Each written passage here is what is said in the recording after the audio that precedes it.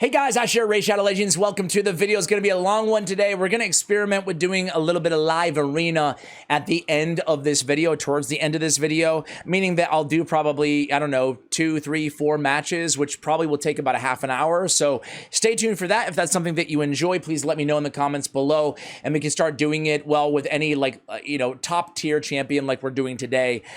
It is Alaz the Sunbearer, and this guy is absolutely amazing. I absolutely love him. One of my favorite mythical champions, one of my favorite champions in the game. First, shout out to you guys. We have Chess War Pyre. Can you do Alaz Form 1 damage check and showcase? JM Klein says, congrats on the polls. Please do a guide on Alaz. Kelly Alaz. Cody Alaz. DM Alaz. Let's take a look at Alaz.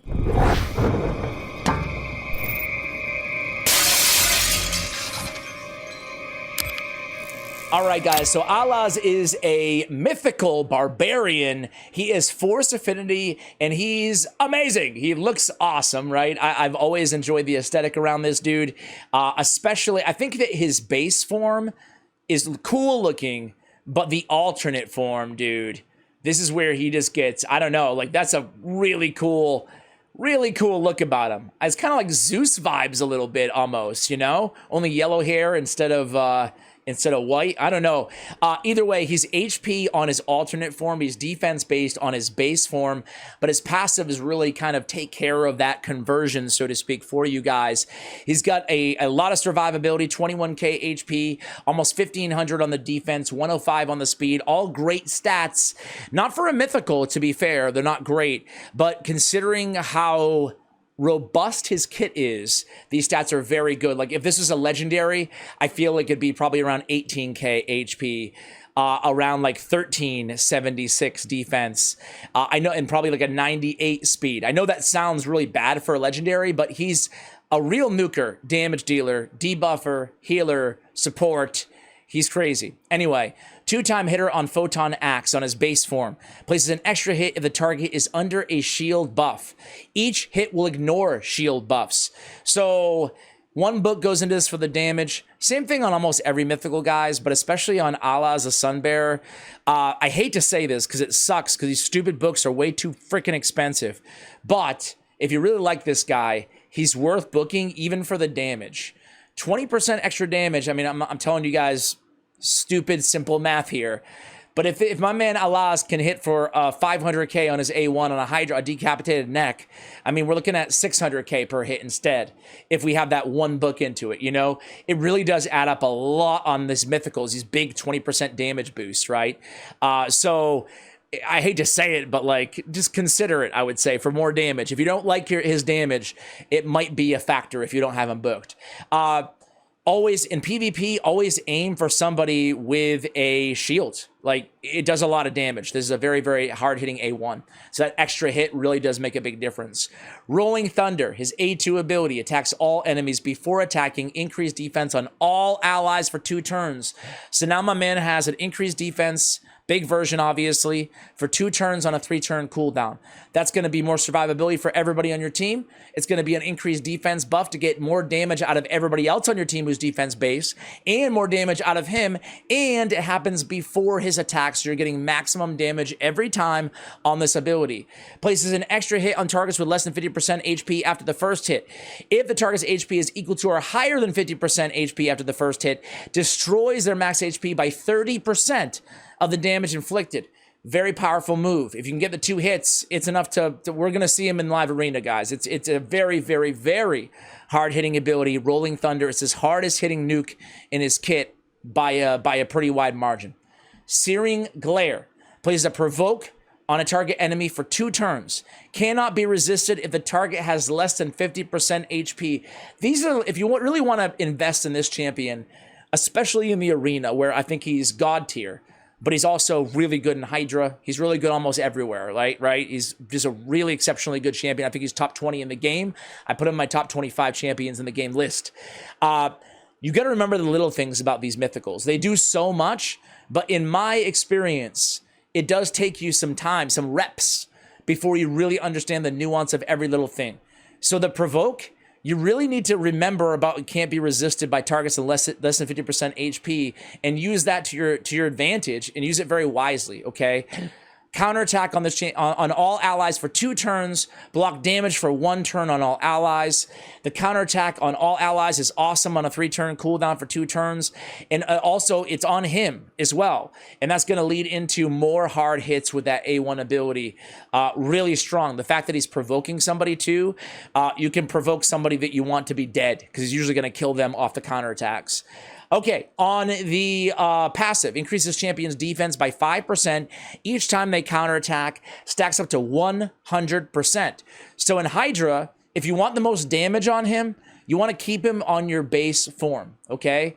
I've done a lot of testing on him before he was booked, after he was booked, on my best nuking gear and more speed gear, and consistently, he was able to out-damage with just his base form. However, you're leaving a lot of valuable debuffs off the table if you choose to do that. So it's a damage versus a debuff, aka it's not all about just his damage, especially in Hydra. It's all about the damage of your entire team. So you need to play test that for yourselves and figure out if you want to stay in his base form for maximum damage, or if you really want to take advantage of the debuffs for more overall damage from the rest of your team. He has defense in all battles by 35% on that aura. Alternate form.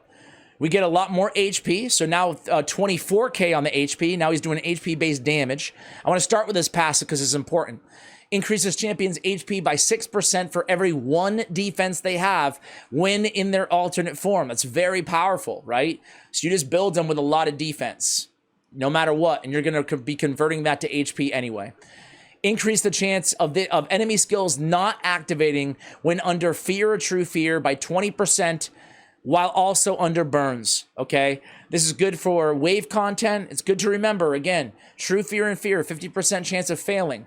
When you have Alaz on the team on his alternate form, remember, this is not active when he's in his base form, but on his alternate form, it's going to be a really nice move. 70% chance of losing their turn, and under True Fear, having their cooldowns reset is really, really good. It's a nice passive.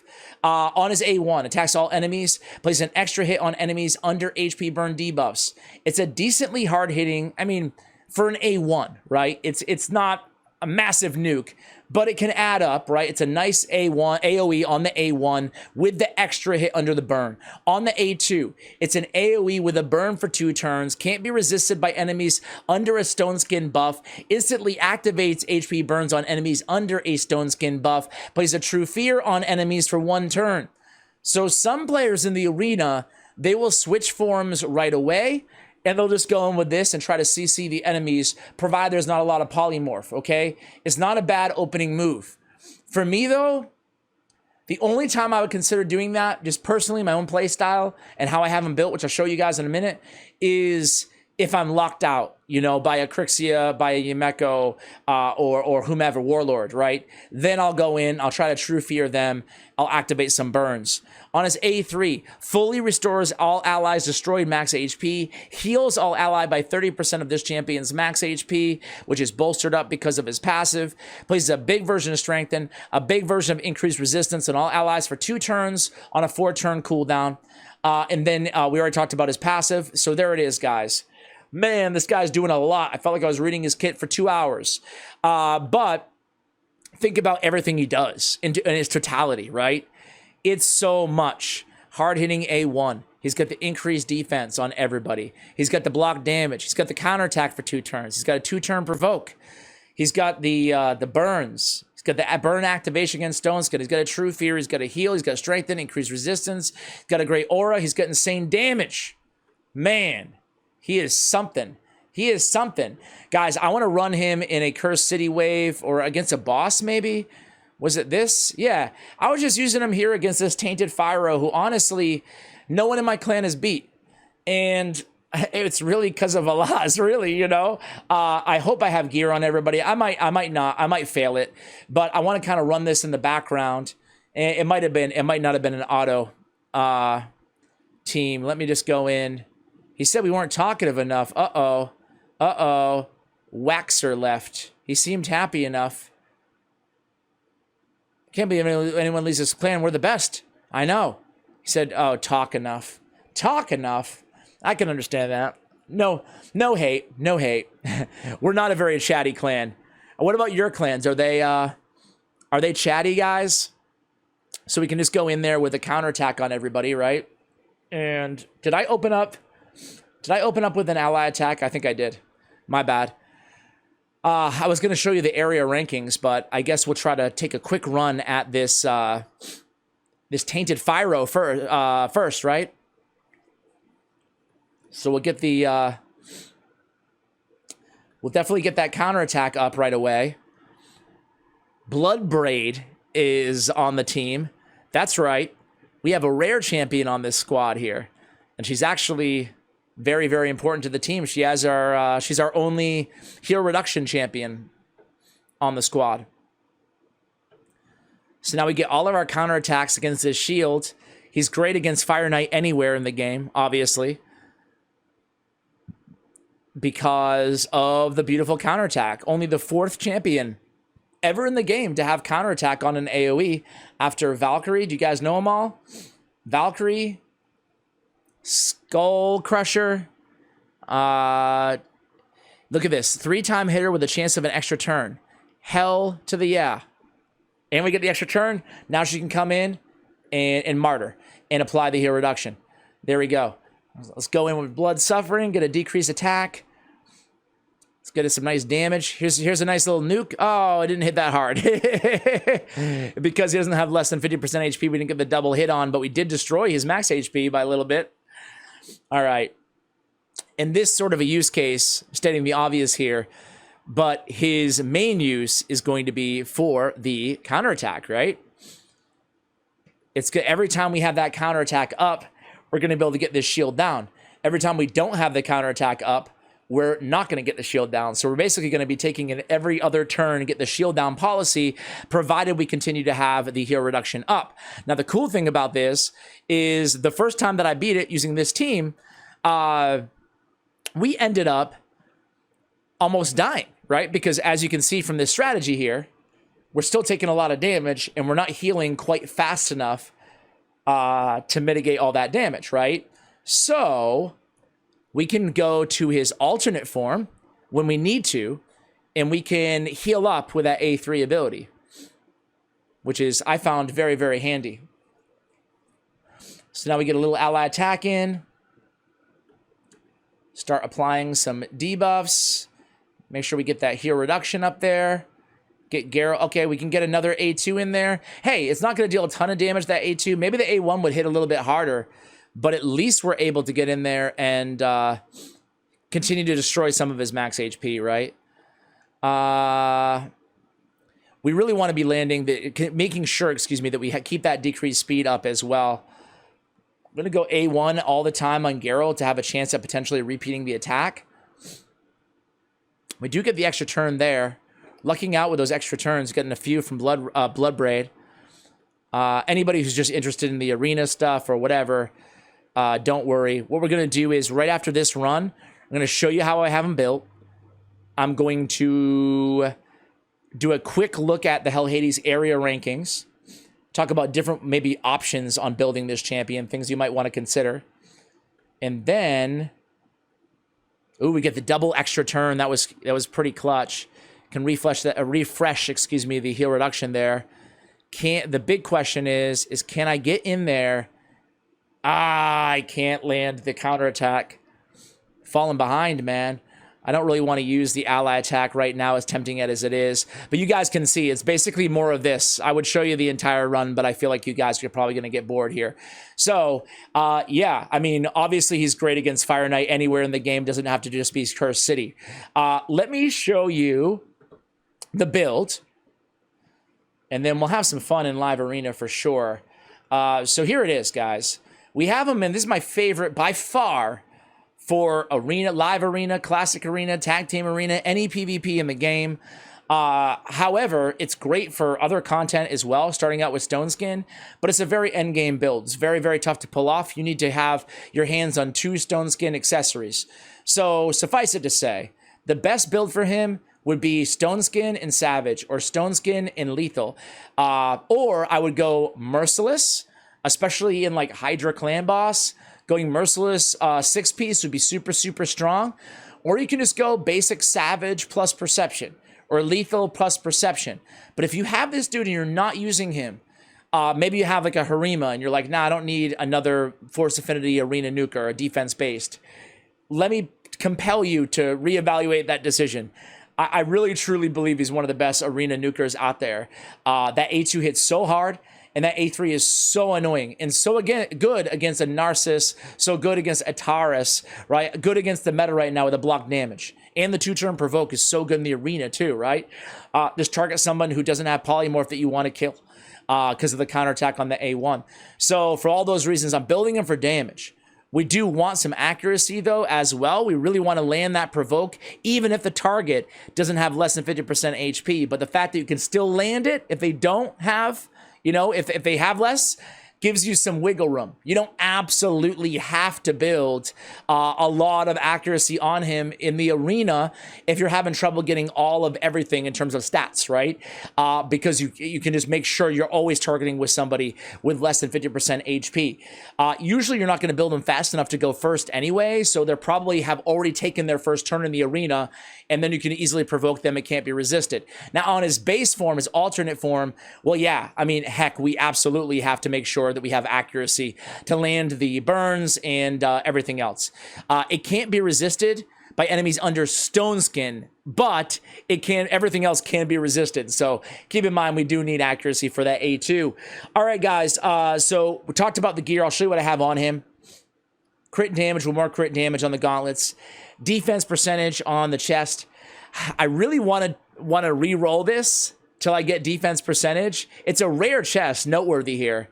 But I have no Chaos Dust A, and I just know what's going to happen. I could probably have 70 Chaos Dust, and I'm going to blow through it all. There's too many damn categories on the chest piece, so I'm going to live with HP. It helps out his alternate form anyway, right? Speed and speed on the boots. We have accuracy on the banner, mainly because it's Stone Skin. I probably would have sacrificed the accuracy and went for more defense if it wasn't Stone Skin. Crit damage on the amulet, and defense on the ring. Got a nice juicy trip attack roll, but it doesn't matter, right? But it is still a very good defensive ring because it's Stone Skin. So there we go. I went Cruelty as a blessing on him. I think probably in the arena, if you're just using him in the arena, arena and not Hydra. Let me just say it. If you're not using him as a Hydra champion, I might be tempted to go just like Soul Reap. Or maybe if you're using both forms, go with Nature's Wrath, perhaps. I mean, 8% extra damage is pretty strong, even at 4 stars, you know, 3 stars. So I might go Nature's Wrath if you're using both forms in Hydra, or Cruelty. And then the arena, I might go with Soul Reap. So those are kind of the options that I would consider. If you have him 6-star Awakened, I would go Crushing Rend. We do have Helm Smasher on him. Kind of an arena nuker build here to some extent. We did pick up Life Drinker. Life Drinker is really nice. Helps keep him alive, especially if you're staying in base form in longer battles as well. We did go down and pick up Cycle of Revenge. I would probably pick up, well, you know, yeah, Retribution and Deterrence are great, but he does have counterattack anyway, you know, as a buff. So I'm happy with this configuration here. In terms of area rankings on Alaz the Sunbearer, Hellhades.com gives him, on his base form, a 4.5 out of 5 ranking. On his alternate form, they give a 4.5. Did it change? Let's see. 4.5 and 4.5. All right. So, on his base form, they give him Clan Boss 5 out of 5, Hydra a 4.5 out of 5, Fire Knight 5 out of 5, 4.5 out of 5 on hard mode. Yeah, I mean, this is on his base form, guys. In the arena, they give him a 4.5 out of 5. I mean, we're splitting hairs here, but I think he's a 5 out of 5. Basically, between his base and his alternate, I mean, you can use him. He's going to help. He's going to be a 5 out of 5 somewhere for you guys, right? This is his alternate form. He has a 0.18 on his AoE on the A1. Strong overall rating. He has an average damage rating on his A2. A 0.3 is still pretty decent, though, for HP-based champions. It's like similar to an Eric's AoE, right, on her A2. Let's check out the multipliers on his This is his alternate on his base. He has a 2, which is a godlike damage rating. So a 2 defensive multiplier, but it could be a triple hit if they have a shield. Thus a 6. And then he has a godlike 4.2 on the AoE on the A2. But keep in mind, he's always attacking with the increased defense as well. And bringing that for your whole team. Oh, man, what a stud. What a stud this guy is. All right, guys, you have the build. Let's just go ahead and try him out in live arena. All right, guys, here we are in the live arena. So let's go ahead and draft.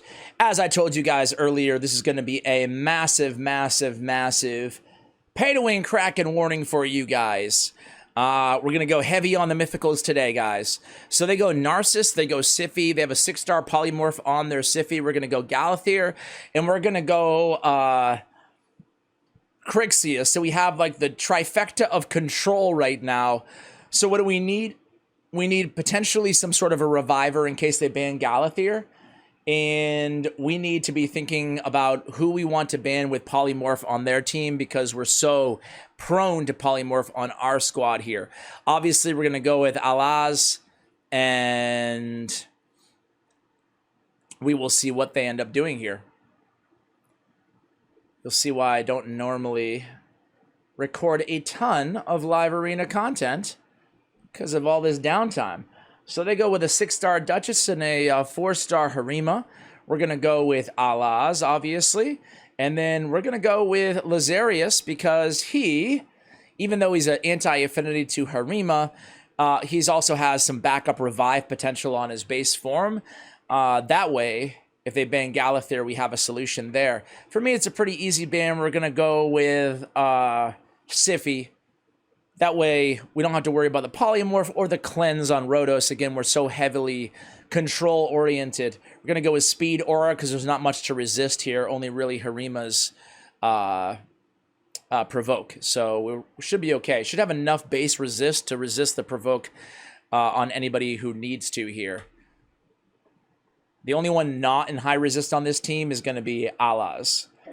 Everybody else should be over 500, maybe over 600. So we're going to go ahead and change to base form and immediately start trying to control this match. Come in a little bit aggressive, and remove stone skin, or put block active skills on everybody except for Duchess. I'm going to come in here and just go with the A2. I have 2-turn stone skin on Lazarius. That's by design. That way I can run him alongside Galathir, and I can stay in base form on Lazarius and act as a reviver. So even if Crixia was to die there, we could just revive with Lazarius, and it allows us to get out of the revive form on Galathir earlier and start controlling earlier with his A2 and his A3 ability. So again, we can come in here and we can stun the enemies. Yeah, I think it's the right play. So we stun everybody. Their reviver's still up and healthy, which is a issue, but I still think we're going to go ahead and go with a big nuke on the A2. She's going to revive him, but we have a lot going for us as well. If we can kill Taurus, nah, I don't want to do it. Let's not get too aggressive here. Let's go in for the revive. And then let's just go in for the A1. And let's come back in here and reset all of our skills and do it all over again, right? And you saw that damage on Alaz's A2. We're going to be able to do it back-to-back right now, and there's not going to be a revive available for Duchess. So now we can go in with the... Yeah, let's try to nuke him. Let's try to nuke him. Let's just go with the A2 here. See how much damage we can do. Unfortunately, couldn't go in for the kill there. But I bet, let's see how we do on Alaz's A2 right now. Ooh, so close.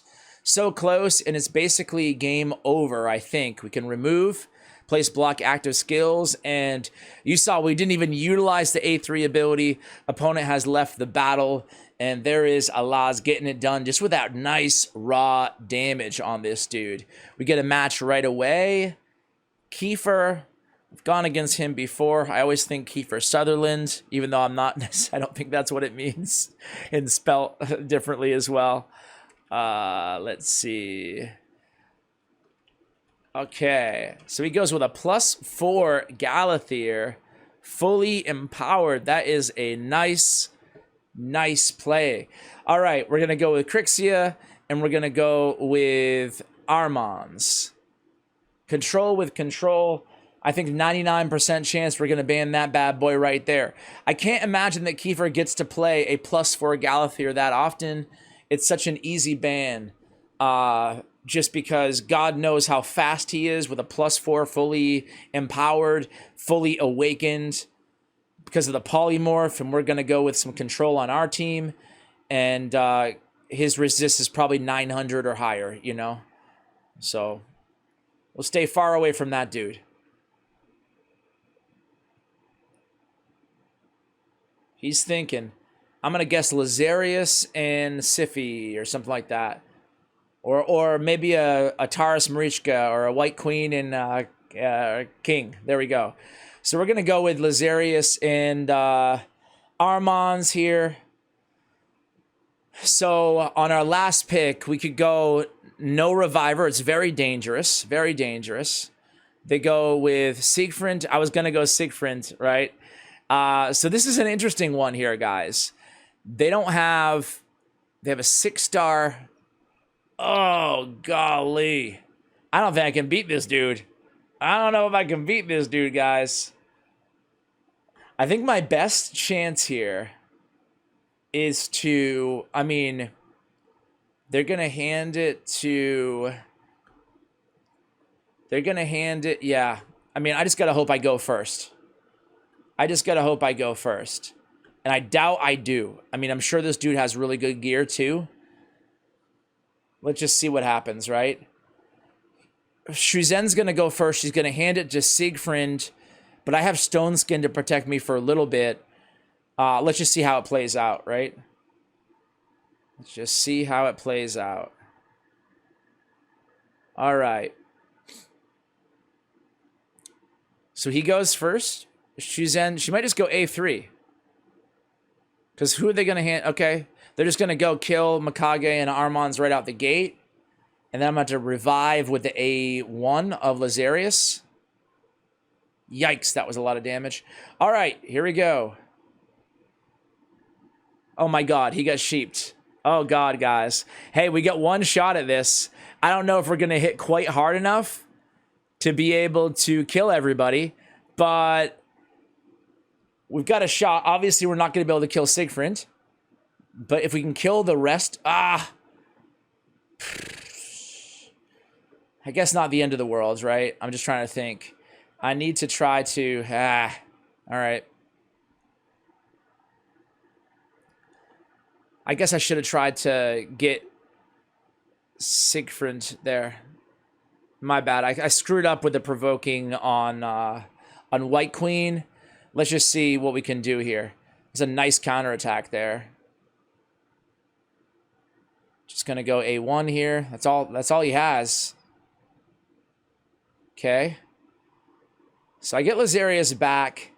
He doesn't do me a ton of good right now. He can't kill anybody. He's gonna die right now. Okay. So we activated the block damage passive from Siegfried, and we have our AoE available right now. I think we have a chance here to wipe everybody. Again, we won't get Siegfried, but he'll still have block damage as well. We won't get him, but maybe we can change forms, nuke down. I don't know. We'll see. He's getting a lot of damage in off these counterattacks, that's for sure. All right, he's going to go in here.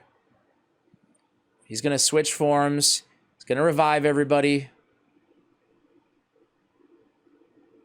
So this is going to be the biggest challenge right here, is can we withstand this nuke right here?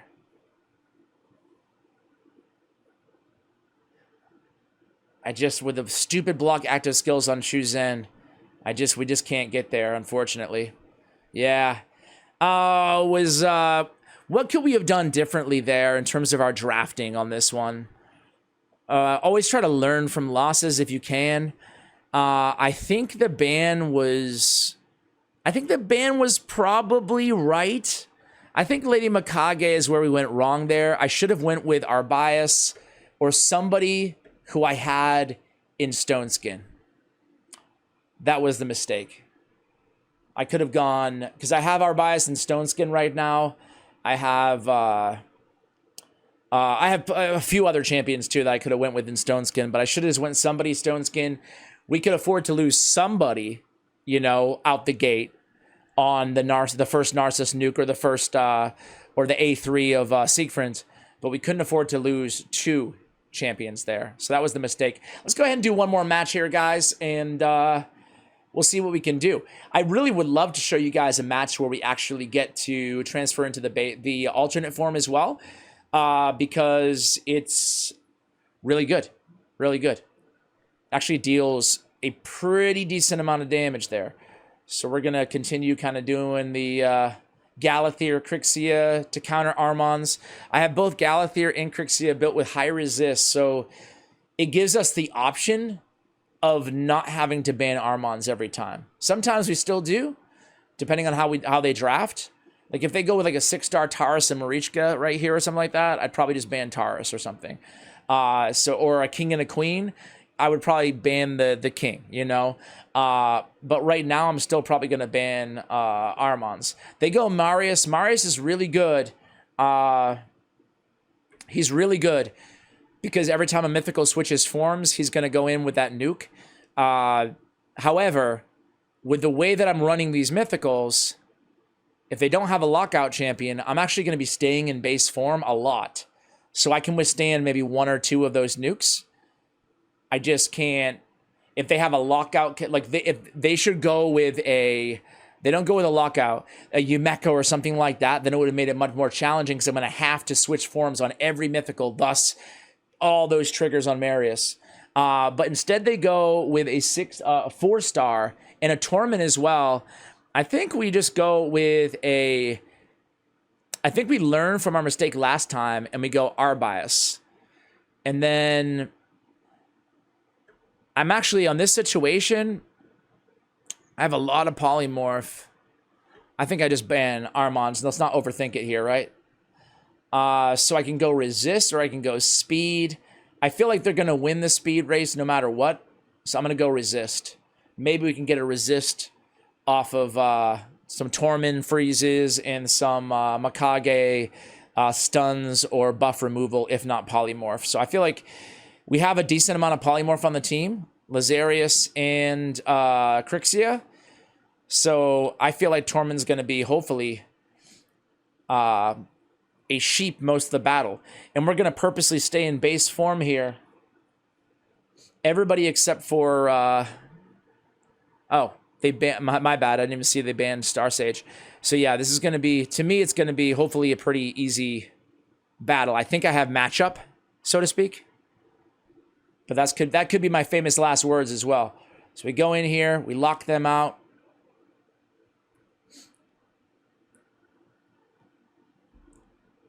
Everything's cool. They block active skills. We can come in here and I'm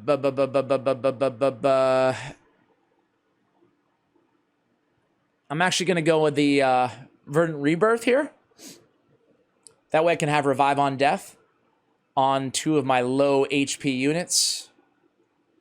And hopefully Petrify Mikage. Mikage.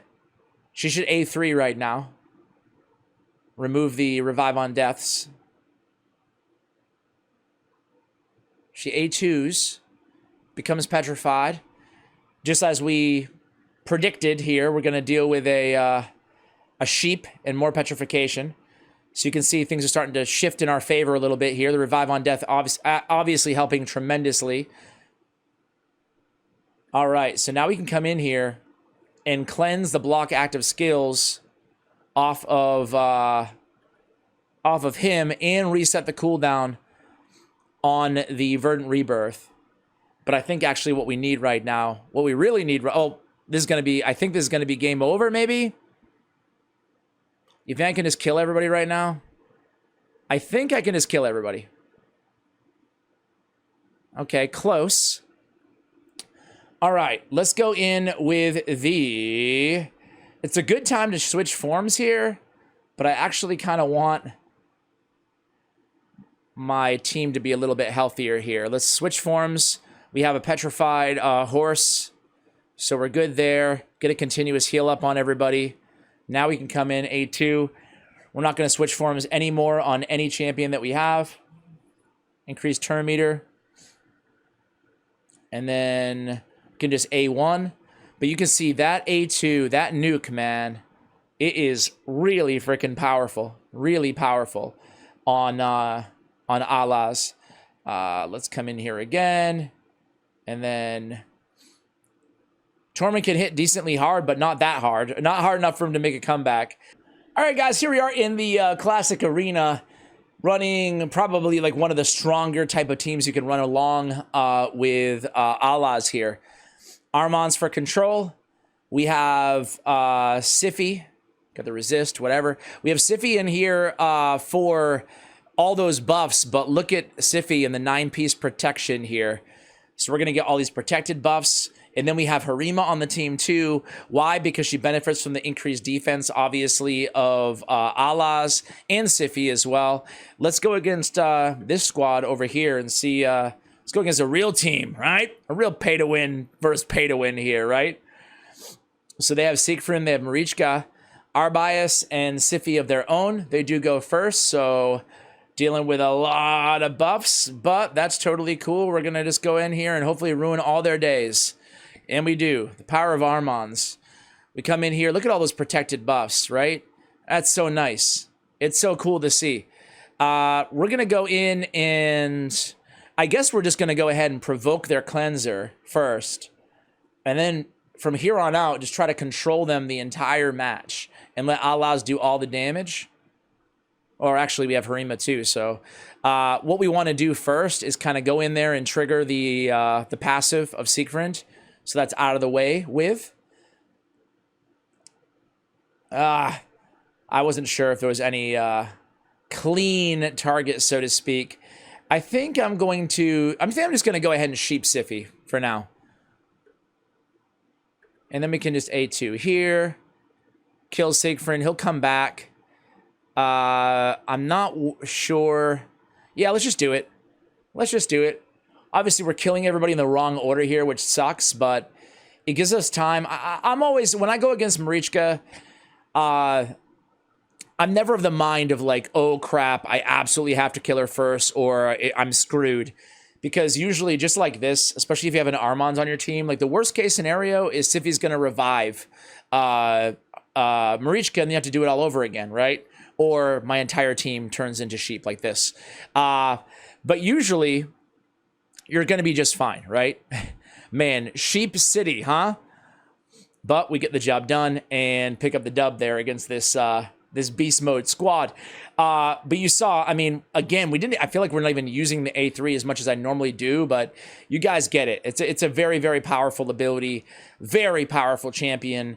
This is a super, super long video, but I feel like I'm just kind of testing, as I said at the beginning of the video, I'm just going to kind of test this model out, so to speak.